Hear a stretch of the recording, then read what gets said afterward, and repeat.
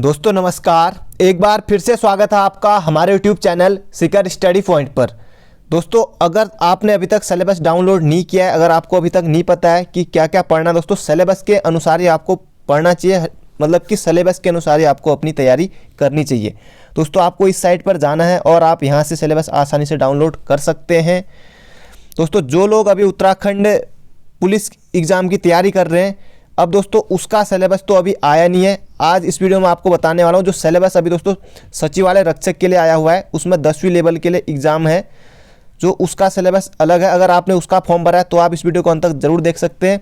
अगर आपने वीडियो, बीपीडीओ और जो वैयक्तिक सहायक है ये सब आपने फॉर्म भरे हुए हैं तो दोस्तों ग्रेजुएट लेवल ये सब इसका सेम है। कनिष्ठ सहायक में भी काम आएगा आपका, वो वीडियो बीपीडीओ में भी काम आएगा, वैयक्तिक सहायक में भी वो सब आपका काम आएगा। तो वही चीज़ें आपको पढ़नी है।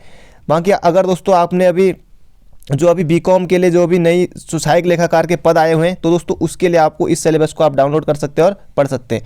तो इस वीडियो में दोस्तों मैं आपको बताऊंगा जो सिलेबस अभी नया आया हुआ है हाई स्कूल लेवल, जो कि सहायक सचिवालय रक्षक के लिए है।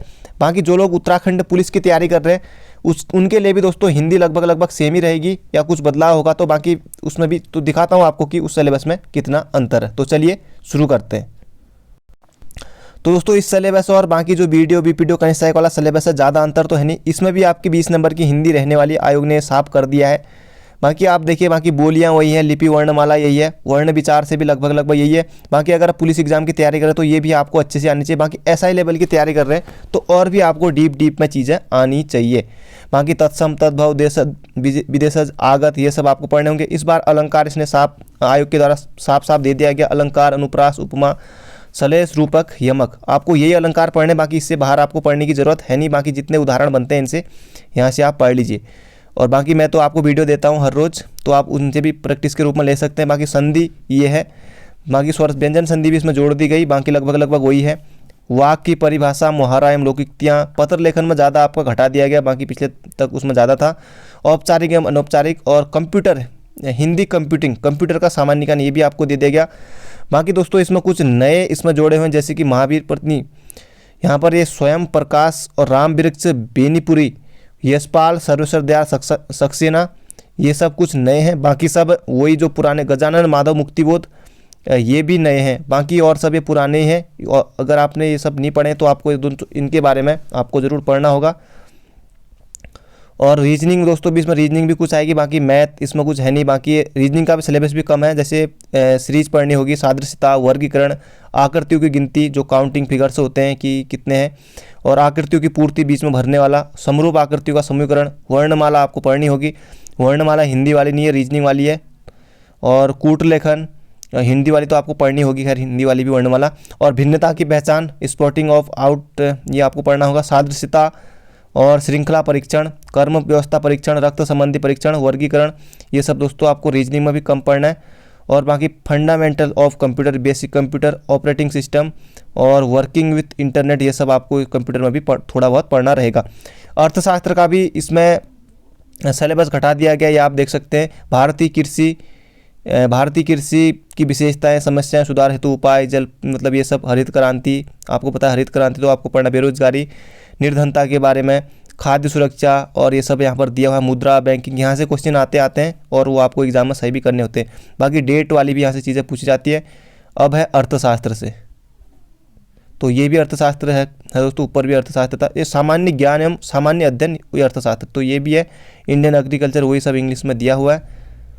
अब दोस्तों इतिहास से भी आपको इतना सब पढ़ना रहेगा, ये दिया हुआ है। सिंधु सभ्यता, सरस्वती, जैन धर्म, बौद्ध धर्म, मौर्य वंश, गुप्त वंश, उत्तर अरब आक्रमण, दिल्ली सल्तनत का संक्षिप्त इतिहास, मुगल वंश का संक्षिप्त परिचय, भक्ति, सूफी संत, मराठा।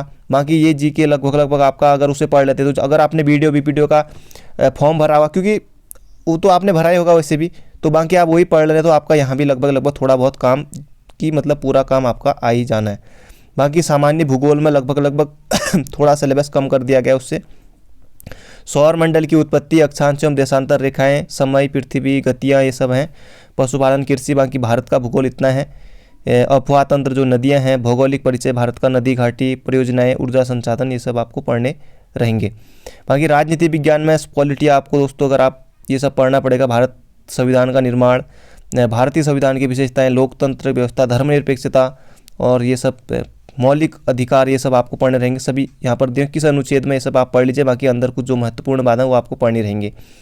भारतीय संसद आपको पढ़नी होगी। संसद जैसे कि राष्ट्रपति, राज्यसभा और लोकसभा से मिलकर बनती है, तो सभी आपको प्रधानमंत्री, मंत्रिपरिषद सब आपको ये सब पढ़ने रहेंगे। भारत की न्यायिक व्यवस्था ये सब आपको पढ़नी पड़ेगी। राजनीतिक दल, स्थानीय स्वशासन, यहाँ से दोस्तों अक्सर क्वेश्चन आते हैं, ये सब आपको पढ़ने होंगे।